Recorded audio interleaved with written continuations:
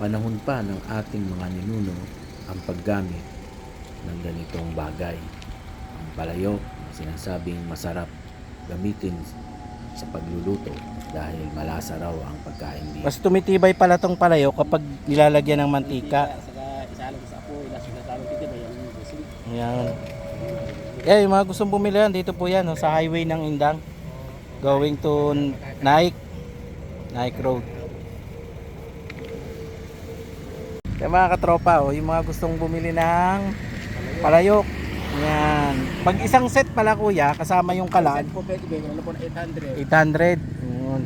Yung banga, Kaya ano po yan, 2,000. 2,000. Pwede sa 1,500. Mahal pala yung banga, ano?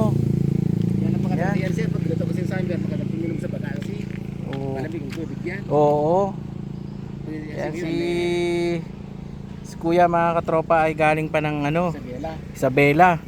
At nadayo dito sa Cavite para magtinda ng isa kayo natulog niyan. Ay, dun po sa ano, sa Amadeo po.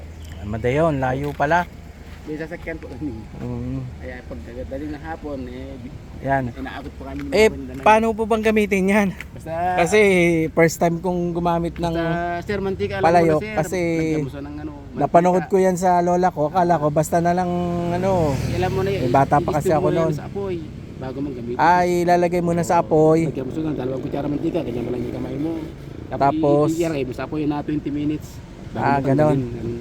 Oo. Para mangitim itong labas. Mm. Pag tuyo yung mantika sa loob, di ba tanggalin mo? Mm. Malamig, pwede mo nang gugasa, pwede mo nang galitin.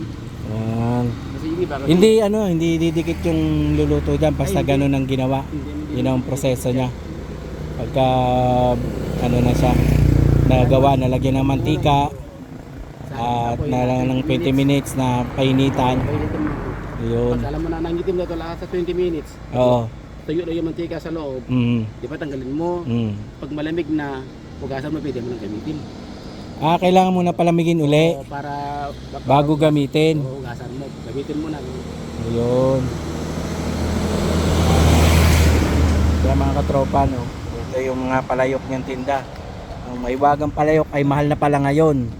Nagkakahalaga na rin po pala ito na Mahalong krudo ko yun, sandaan. apektado ng Oo nga. ang gera, ang pagtaas din ng bilihin. Sa ano ng Iran at saka yung Israel, Oo. tayo ang nagiging naghihirap sa diesel. Oo nga. Meron no kayong service Meron po. susundo sa inyo. Pagdating ng hapon. Oo. Kaya yung mga nadaan dito, may bumili naman sa inyo na ng banga. Ay wala pa. Ay, ito lang palayok. Yung palaykla yung at saka yung kalan na mahaba, yung pangkahoy, yung nabibila. May dala kayong pangkahoy na kalan. Yung nabibila kanina. O, di pang ilang customer na pala ako nabibili ng inyong palayok. Pangapit ka ng kilo. Pangalawa? Pangapat. Pang-apat? Di may benta na pala kayo. Kami sir, hindi namin sariling gawa kami yan. Kaya ano ko lang siya ng 400 para makalap. Ano naman ang sitwasyon namin. Ano bang ano yun? Kalimutan ko yung ano namin dun. Doon dati, may pwesto kayo doon. Ay hindi po, yung ano po, yung palipat-lipat po kami. Punta kami ng dito sa may Tansa, punta kami dito sa may Bulacan, ganun. May area pala kayo pinupuntahang lugar. Ano? Lipat-lipat po kami kasi. Sige kuya, salamat ha.